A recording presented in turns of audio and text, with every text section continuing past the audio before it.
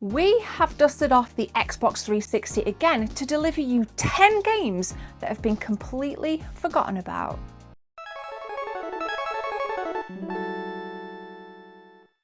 Blood Drive is up first. Now unfortunately this game was slammed by critics for being boring and graphically lacking, but I can assure you, don't listen to them.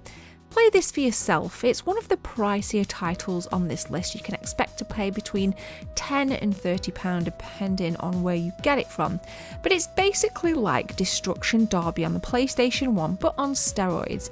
You can pick between different characters, all very different personalities and very different vehicles if you would.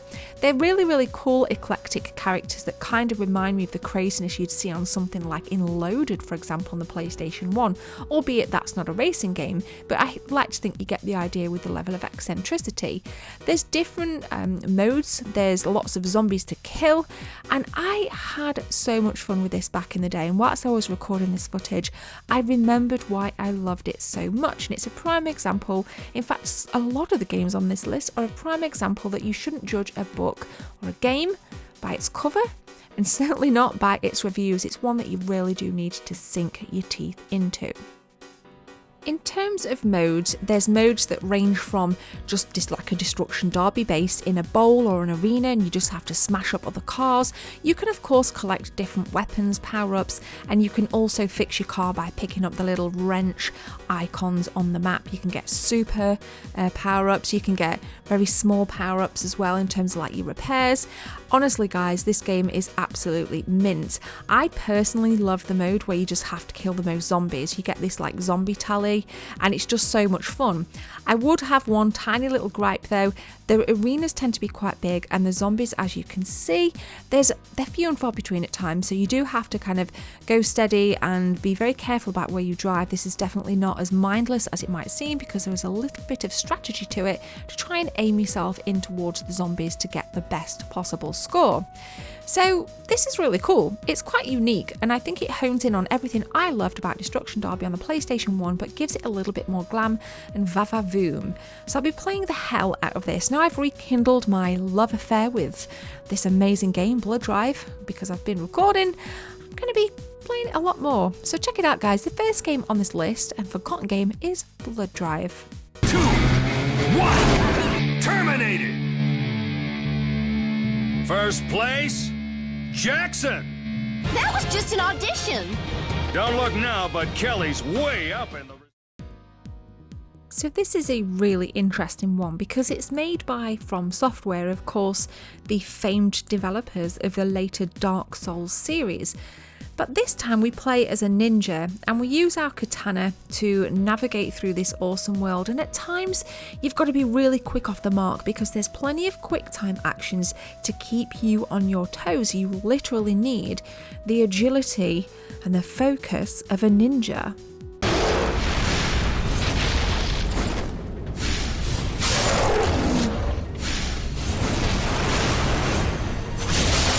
Now it's easy to compare the combat to the likes of Ninja Gaiden, which this is clearly heavily lent on, and Devil May Cry. But as I'm not a massive fan of the Devil May Cry series, I'm going to throw out the Batman games such as say Arkham City for example, and the combat does very much feel like that, where there's enemies on screen at any one time and you can just be slicing and dicing your way to victory, and it's quite fast and it's quite satisfying actually. There's also elements of parkour. You can scale walls, you can do little wall runs. You do have to be very careful with your timing, but once you've got it down, it does feel like a pleasurable experience. So this is a really decent game. I wouldn't say it's a freaking masterpiece by any stretch of the imagination, but if you want to give something a go that you're perhaps, maybe you're a From Software fan, definitely check out Ninja Blade.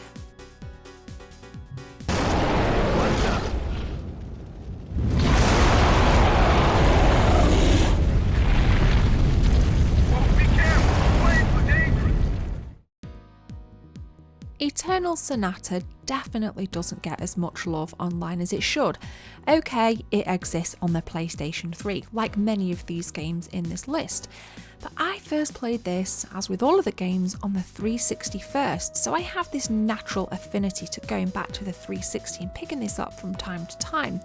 I forgot how beautiful this game actually looks. There's a gorgeous fore, mid and background with a fixed camera angle, lots of places to explore, very typical of what you would expect in the likes of Final Fantasy X, I say 10 because it does remind me a lot of 10, and the likes of Dragon Quest. There's plenty of characters to meet along the way. You can level up your characters themselves, you can sell things, you can buy new things. It is a classic formula of an RPG. Take note, it is turn-based, the graphics are gorgeous, and the controls are really easy to master. You can of course veer off the path, but it's relatively linear in its gameplay. There is one goal and there's not much to do other than to fight different characters and give yourself that opportunity to level up if you choose rather to veer off. There's lots of different characters you can take control of in Eternal Sonata, but note that in any battle you can play with up to 3 of your characters versus said enemies, but that's pretty box standard for RPGs. You tend to control no more than 3, possibly even 4 characters at times.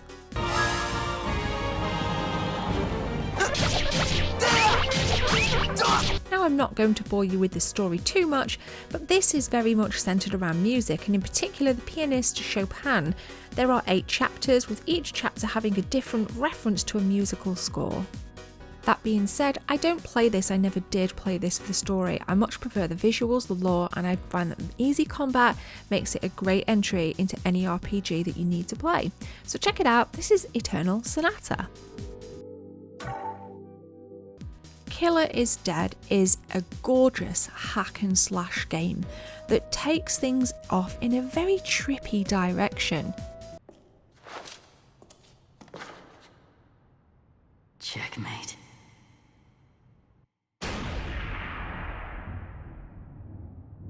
I'd go as far to say if Quentin Tarantino made a video game, Killer is Dead would probably be it. There are 12 missions to battle through in total, each varying in difficulty, length and size. You can of course build up that combo meter within your battle, and you can just knock out gnarly, and I mean gnarly moves. The katana really is a disgustingly gruesome weapon in Killer is Dead.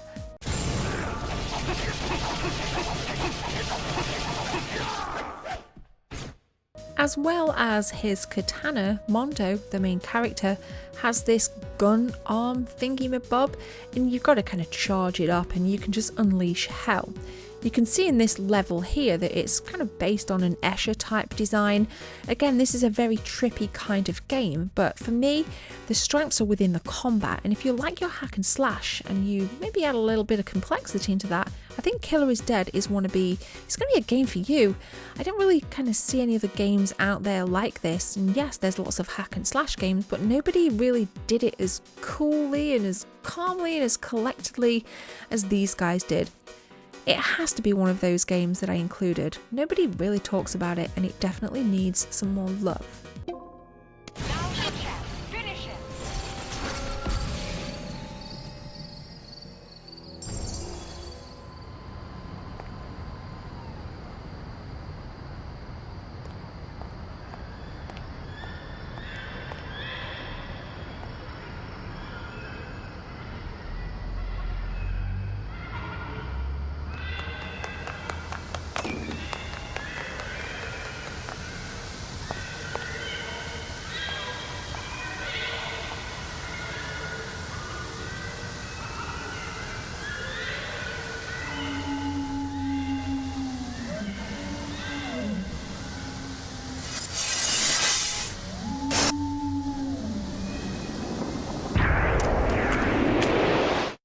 Okay, so Vampire Rain is this weird mixture of Blade, Metal Gear Solid and Splinter Cell. It kind of reminds me of a hodgepodge of all of that.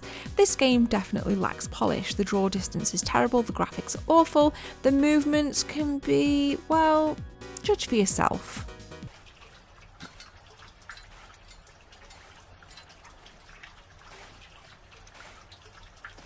So the story goes that vampires known as Nightwalkers have basically killed absolutely everybody. But it's very difficult because you come across people in the game, but be warned, they're actually vampires, and when they clock you, there's literally no escaping them. Like, you're dead in about 2 bites, it's game over, and you go back to your most recent save point. It does lack a lot of charm, this game does, and it does feel like an incredibly watered down version of Metal Gear Solid on the PlayStation 1. I mean, just look at this, for example. You copy. Loud and clear, Captain. Remind you of anything? So perhaps you can understand why the critics and gamers alike were frustrated at this title. It's not bad, it's just not necessarily good. The janky movements make the stealth incredibly difficult to execute. I feel like it just lacks a little bit of charm, but I don't know, maybe there's people out there that really like it. I think the vampires sound pretty meh as well, but nonetheless, this is a forgotten Xbox 360 title. Maybe this one's for a good reason though. What do you guys think?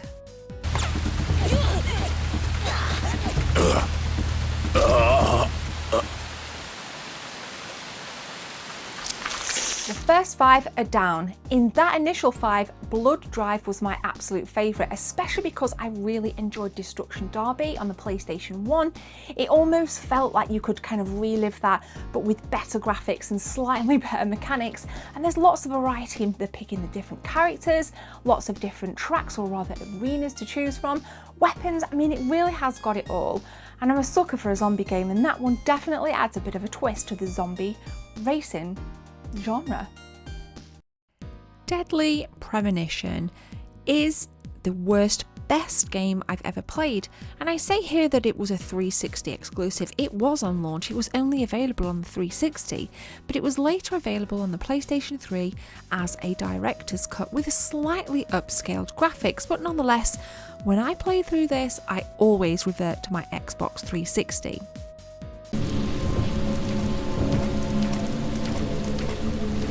Now, this is a very moody survival horror game, third person as you can see, and you're investigating this raincoat killer, and the game feels very isolating. You don't really come across many NPCs, most of them that you do come across are entirely demonic. It's shocking, it's so bad it's good, and I don't usually say I play a video game for the story, but this one really had me hooked, and I just played and played and played the hell out of this. I mean, what's a horror game without a dead dog along the way? It looks very familiar actually to the kinds of dogs you see in Resident Evil 1, but I would say this lends more from the Silent Hill franchise with the occasional fixed camera angle, and it's naturally nice to not be fixed camera the entire way through. I think for me that was part of the appeal. It does feel like Resident Evil 4 lent heavily from this game, with the kind of opening sequence here with the cabins and the moody vibe with the rain and the trees. I mean, it just does look very Resident Evil 4-esque. You can collect weird things like cans of pickles and lollipops that can fill up your health along the way, and I think for me that's just that flair of Japanese eccentricity which I actually really like.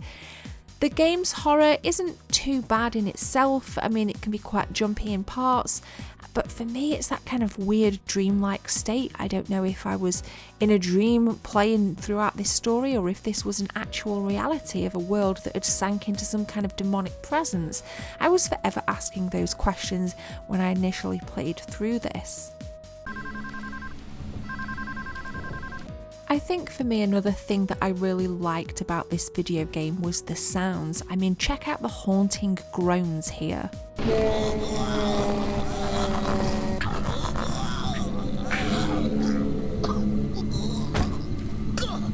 So I think if you're a horror fan like me and you've got a couple of quid rattling in the back burner, you can check out Deadly Premonition. I would advise you play it on the 360 purely for nostalgia purposes. Overlord 2. Ask yourself this, when was the last time you heard a content creator talk about Overlord 2? I asked myself that question and I really did struggle to come up with an answer. But this game is really quirky. It actually reminds me a lot of Fable in its graphical style and its art style. I think it's just got that little bit of humour as well, especially when you begin to control the kind of goblin-y minion things that run around after you. And once you pick up the actual controls on how best to navigate these little things, they absolutely wreak havoc. And I just had so much fun playing this. It's definitely a game that didn't take itself overly seriously. The graphics do let it down slightly. There's quite a lot of kind of looks a little bit too bright and the colours tend to bleed a little bit, but on the whole this is a thoroughly enjoyable experience. If you want a little RPG to get your cheeks twitching with a smile from time to time, you've got to check out Overlord 2, guys.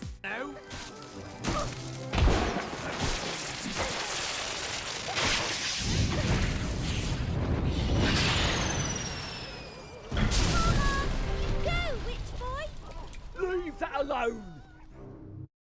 Jumper Griffins Story is forgotten for a reason. It's absolutely I'm not going to spend too much time talking about this game. The controls are incredibly janky and I don't know why they even bothered to port it across to the Xbox 360. It should have stayed well in the last generation of the PlayStation 2. You fight your way through very tiny arenas which, when you kill all the enemies, it opens up another part of the level. Again, you have to fight more enemies and it can become very discombobulating as you end up accidentally jumping in battle, so you don't actually know which enemy you're attacking when, because it just seems to have a mind of its own. One could argue that this is user error, but I played this game quite a bit back in the day. And again, I don't know why I even included it in this episode. Well, I do, because it is a forgotten game. Nobody talks about it because it's absolutely shocking. So don't buy it. Don't ever pick it up. If you own a copy, take it out to your bin and throw it in it, because this is Griffins Story, which is, well,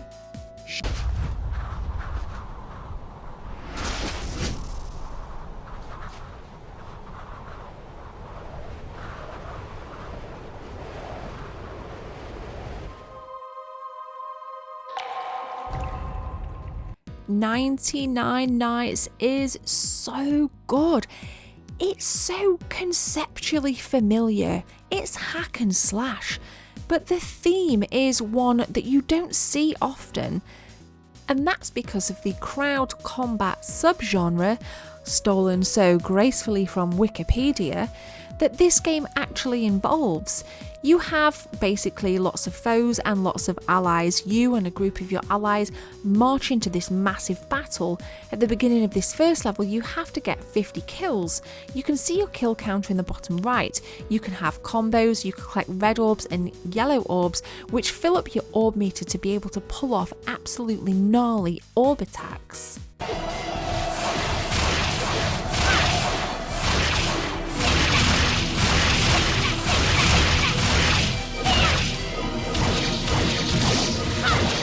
There are, of course, different characters to choose from.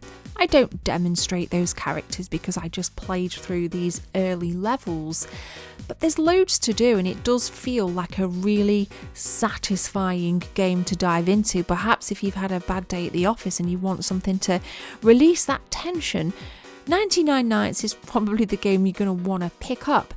What is really cool as well is there are bosses as you're kind of battling through your kind of enemies here. They crop up every now and again and everybody just flocks to them and just kicks the F out of them.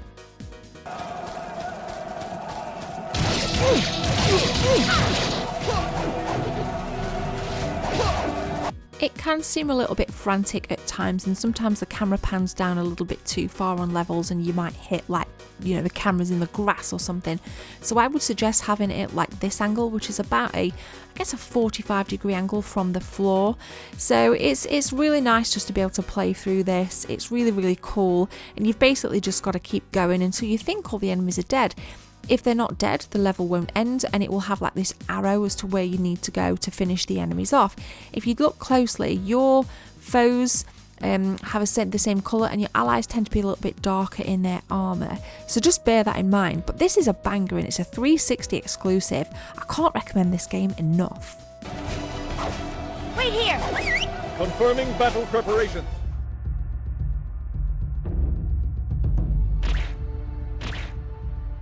Kengo Zero is a samurai game and you can pick different samurais, all with different attributes and stories. I picked this dude. Why? Because it was just the first one on the list. It's dead easy, just bash your way through the levels with your katanas. The mechanics seem a little bit wonky, a little bit dodgy, and there's not many moves right from the outgo, but stick with it. This game looks really beautiful and it kind of reminds me of the vibe of Tenchu on the PlayStation 1, which I do wish would get a HD remake. Now, I'm not saying you're going to enjoy this game. In fact, I got bored with it very, very quickly back in the day. And I remember it more for what I missed, what I thought was missing. The combat could have been, like I said, a lot more diverse. I think that would have really added that extra element of fun to this. But because the combat is so linear, this game does fall a little bit flat. I think it's held up by its visuals, but that's pretty much about it. It's very cheap to buy. You can get it for about £1, I think.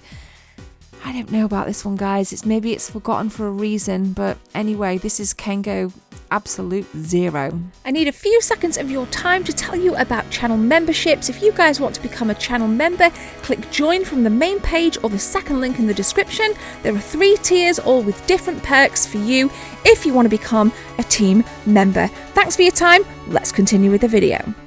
99 Nights was my other favourite from the second 5. I love how frantic it gets. And again, you only saw early gameplay from my personal recordings in all of these games, but I've played the hell out of them in the past. And of course, 99 Nights being an Xbox 360 exclusive, so it's just that a little bit more of a finesse in that final 5. So 10 games for you guys to get your teeth sunk into in 2023. If you enjoyed this video, you're definitely going to enjoy this video in one of the corners. Go and check the cards because we've got more Xbox 360 content, PlayStation 1 hidden gems, PlayStation 2 stuff. There's absolutely loads for you to absorb. I'm really excited for the 360 at the minute. I'm on a massive kick and I think I'm going to be heading out, making a list of games that I do need to add into my collection. So if you want to come along with that, we've got a retro game hunting playlist, so you need to subscribe and make sure you tune in because we could have an Xbox 360 quest on our hands here. But I need support, I need help because you guys can tell me additional games that I need to get. This is a community-based approach. We are, of course, Team 24, and you guys add just as much value to these videos as I do. So I'm gonna leave it there. I'm gonna stop rambling because I've now lost my train of thought. So we'll just skittle off camera and pretend it never happened. Subscribe, take care, cheers.